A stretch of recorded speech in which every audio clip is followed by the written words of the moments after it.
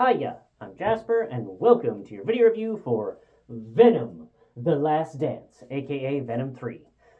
So, this movie, once again, stars Tom Hardy. It also has Chiwetel Ejiofor, probably mispronouncing that, but I love this actor. I first really noticed him in Serenity as the, True Believer guy, and I gotta say, I'm getting True Believer guy vibes from this role, which I like.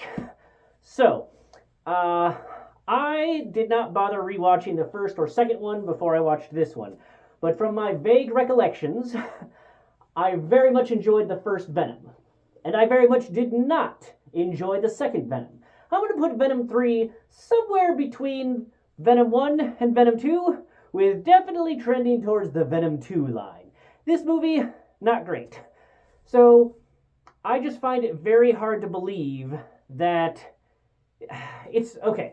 So I was listening to a review for Smile or Smile 2 about how basically there was nothing that anybody could do about this thing. Like there was none of the rules made it look as if there was any hope or anything that anybody could do at all against the Smile virus. And I realized, you know what? That's kind of a bit of my issue with this, is because very early on they established. First of all, they have this creature thing that hunts the symbiotes. They have this thing able to somehow leap up to 32,000 plus feet in a single leap. Like, go fuck yourself. No way in hell does this thing have that ability, but sure, whatever. So it gets up there, and then it fights Venom briefly, and somehow there's not an interior shot of the plane ever of the holes that would be punctured by this thing along the side of it, but whatever. So Venom hits it through a jet engine, and it gets disintegrated, right? Like, you've seen any movie ever where something goes through a jet engine. It does not survive, and it is not in any bigger pieces than just the tiniest possible thing you can imagine, right? And yet, this thing, as it plops onto the ground, is able to reconstruct itself. And at that point, I'm just like, I've checked out. I have checked out of your movie. When a jet engine misting this thing doesn't kill it, there is no point in fighting this thing given today's technology, which is essentially what is in the Venom universe, is today's technology. There's nothing that will work short of maybe like point blank nuke. That's it, and we know that's not going to happen in this movie. So it's just super dumb. And for whatever reason, I assume to be comic book accurate, they have this thing going on where Area 51 is getting shut down. And so they're decommissioning it, which, whatever. But literally, she had, one of the main characters, the scientist who's going to free the things, like the first two movies, has to drive through Area 51 to get to this one spot that is an elevator big enough to take her car down, 100 feet, 100 floors, whatever. And then they're like, aha, yeah, this is where we're at now.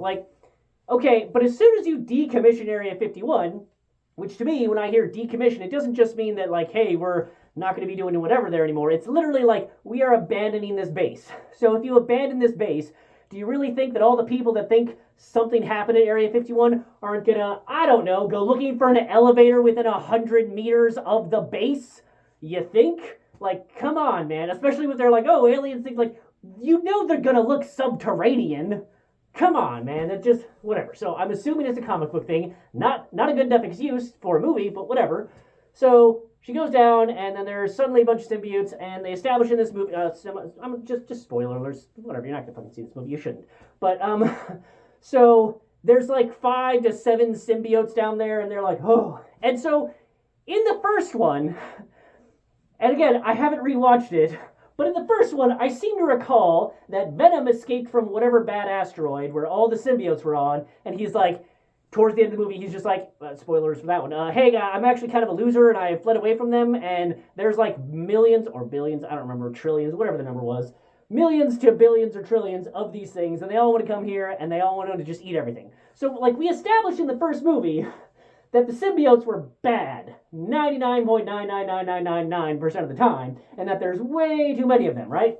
And yet in this one, some asteroid crashed into Earth, and all the symbiotes, i.e. 5 to 7 of them, survived, and they're somehow all good guys. Sure, whatever.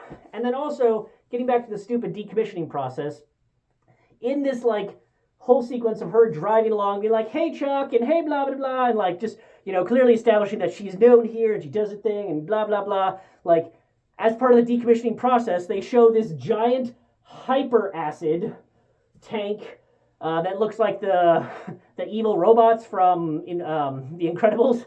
So hyper acid on here and hyper acid here, and this dude is like hitting a button that drops a bunch of acid that dissolves the like tanker truck of something bad. And I'm like, and it was like near instant dissolving. And I'm like, first of all, the only way that you would be able to do that is if you literally had to call it hyper acid, because that's not how acid works against metal at that speed. It's just no, don't buy it. Not with Venom universe level technology. Sorry, no. But also, they do that, and then you see the Venom or the symbiote hunting thingy get, misted and then still survive. You're like, okay, cool. So the one and only way that they're going to stop this thing is going to be with that acid. So you're somehow going to get it over there into that acid thing. Cool. And then just the premise of this movie is like some big baddie who is terrible CGI that looks like he was, I don't know, a Sephiroth ripoff, is like, I'm going to destroy all life everywhere, but I'm stuck here because the symbiotes chained me to this chair. So creepy things that look like one of the aliens from the Star Wars Episode 2 scene where Anakin was trapped with Padme on that one planet. You know what I'm talking about. Anywho, please go and find the Codex. And the thing is that how they established what the Codex, like why our Venom guy has the Codex, is because if the person that they're symbioting with dies like he did, and he brings him back to life, then now they have the Codex. So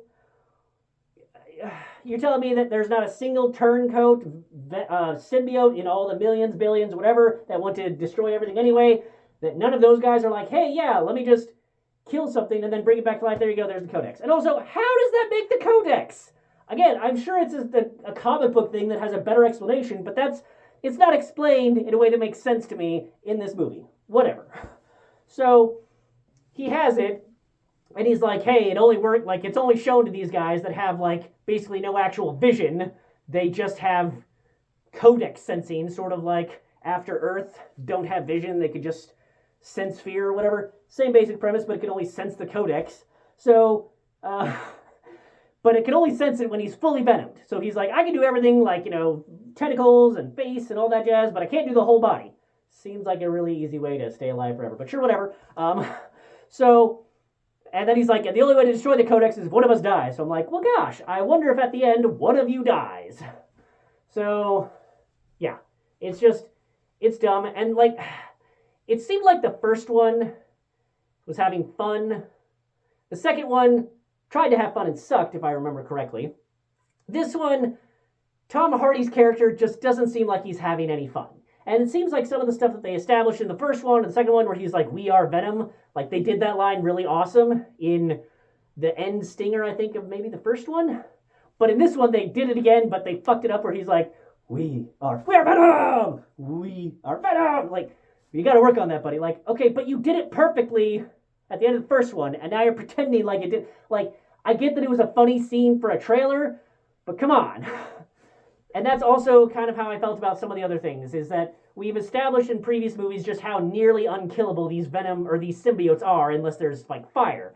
And then in this one, they seem to be very, very killable. So, in general, this movie, I don't think aligned with the first two. It wasn't entertaining to watch. It just was sad and depressing and just like, ugh. Like, and then the horse thing, they're like, hey, I don't know. It was fun for the trailer to see Venom horse, but it doesn't make a whole lot of sense. And some of the inspiration for things, like, hey, we're going to go after the super dangerous creatures with just, like, 4 dudes hanging out of a helicopter. Like, I appreciate that clearly some of that was practical. I appreciate that they're including more practical stuff in movies now. But it just, so much of that didn't make any sense and didn't work. And then there's this whole side thing with Jonathan Rhys-Ivers and his family or whatever. And it just, I don't care. It's like when you have a Transformers movie that is all about the humans. Like, I don't give a fuck about the humans. I want to see the Transformers fight each other and do their thing. Same sort of thing where, like, I think they was supposed to be like the human and the family element and the blah, blah, blah with this family. But, like, I don't give a fuck about this random family and how they want to see aliens.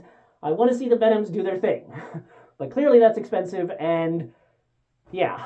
Also, just I feel like this movie might have been half an hour longer if they fleshed out, armed scientist chick, but I also did not care about her or her storyline. Like, it's like, okay, cool. So you have guilt because your brother died while holding your hand while you were, like, running from lightning. Cool. Gosh, I wonder why you like these. Oh, look at that. The venom that you get is, spoiler, super spoiler. The symbiote that you get is a lightning thing, and this repairs your arm because that's what they do. Like, yep, saw that coming 10 million miles away. So, this movie is predictable. It's boring. It doesn't so much foreshadow as, I don't know what the super obvious term for that is, but like Mordors you or something. Like, it's dumb. This movie is full of dumb shit, and it's not entertaining to watch.